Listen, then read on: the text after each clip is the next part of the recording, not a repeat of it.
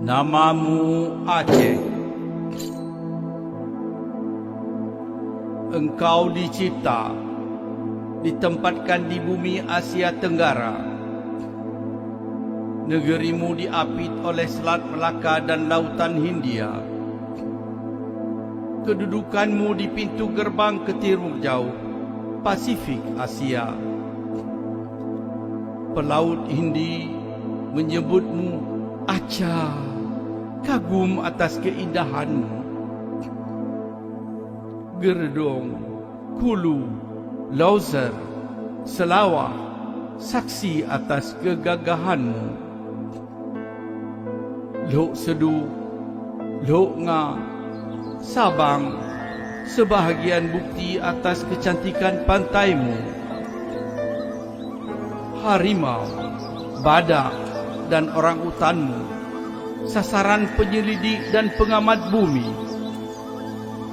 LNG, petroleum, hutan tropikal, emas, nikmat Allah akan kekayaan tanahmu. Meneteskan air liur perampok-perampok asing untuk datang ke negerimu.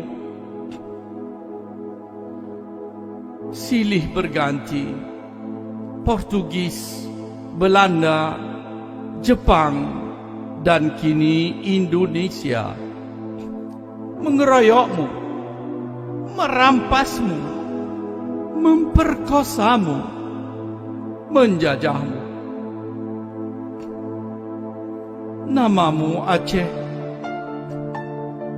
Genetik campuranmu unik. Darah Arab, darah Cina, Eropa dan Hindi mengalir di dalam tubuhmu, membentuk kecantikan, kegigihan, kepintaran menjadi identitasmu. Keramahan, kejujuran, ketulusan hatimu disalahgunakan, disalahartikan. Engkau berikan apa yang ada padamu. Engkau tunjukkan kesetia kawanmu sesama bangsa Melayu. Di masa Portugis, darah Aceh membanjiri benteng negeri Malaka. Di masa Belanda, darah Aceh mengalir di bumi Nusantara. Di akhir Perang Dunia Kedua, darah Aceh berkubang di medan Arya. Emasmu, minyakmu, LNG-mu, hasil hutanmu telah engkau sumbangkan, menyelamatkan dan memerdekakan seluruh Nusantara dari penjajahan Belanda. Akan tetapi, air susu dibalas dengan tuba. Kini engkau menjadi asing di negerimu sendiri.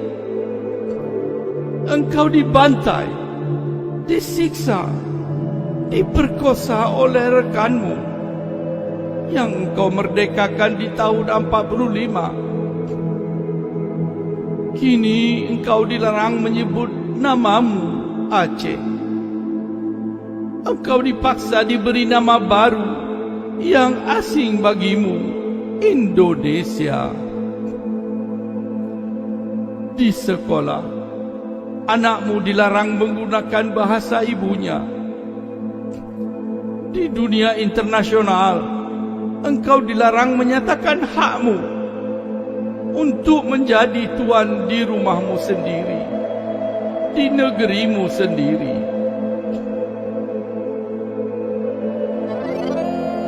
Karya Dr. Husaini Hasan, Stockholm, 2 Desember 2003.